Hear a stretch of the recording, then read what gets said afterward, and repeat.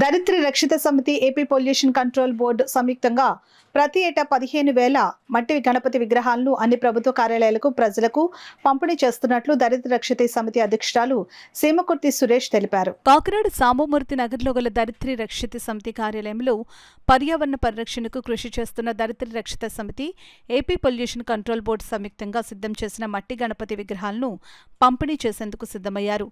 అందులో భాగంగా JC Rahul Meena, SP Bindu Madhav, ASP Devaraj Patil, JNTUK VC professor Prasad, నగరపాలక సంస్థ కమిషనర్ భావన, ఏడీసీడీసీ మేనేజర్ సీతారాం, దరిద్ర రక్షిత సమితి అధ్యక్షురాలు సీమకుర్తి సురేఖ, నరసింహరావు, ట్రెజరర్ సీమకుర్తి మురళీలో అందజేశారు. ఈ సందర్భంగా సురేఖ, నరసింహరావు మీడియాతో మాట్లాడారు.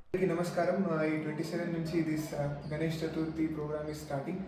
సో इसमें lot of Ganesh idols will be made from this plaster of Paris and all these synthetic materials, which is not good for environment. So it's a sincere request you use this matti se bana hua. It's a good ideal which can be easily dissolved in the water also, and which can be in home also, in bucket also you can dissolve it very easily. It is very economic, environmental friendly, and it is good for our environment also.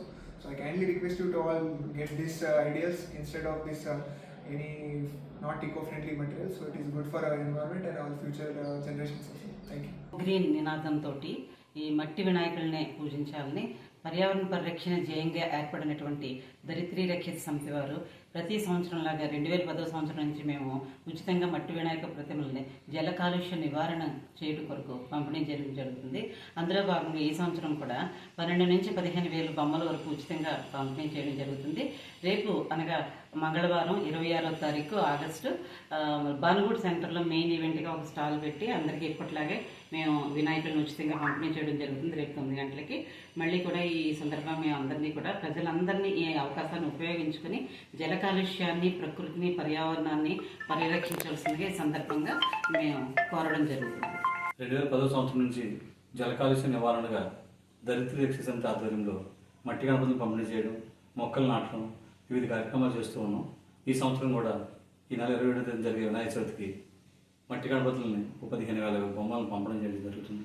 కాబట్టి ప్రజలందరూ కూడా జల కాలుష్యాన్ని నివారించడానికి మీ ఇళ్ల వద్ద, మా వద్ద నుండి కూడా మట్టి గణపతులను తీసుకుని మట్టి గణపతులను పూజించి ప్లాస్టిక్ నివారించి చెరువుల్లో కానీ, కాలువల్లో కానీ, సముద్రంలో కానీ ఎక్కడైనా కూడా ప్లాస్టిక్ కలపకుండా మట్టి ద్వారా చేసిన గణపతులను కలిపి జల కాలుష్యాన్ని నివారిస్తారని, మంచి పూజని, ప్రజలకి ప్రకృతిని కాపాడడానికి కూడా మంచిగా చేసుకుంటారని కోరుకుంటూ అందరికీ నా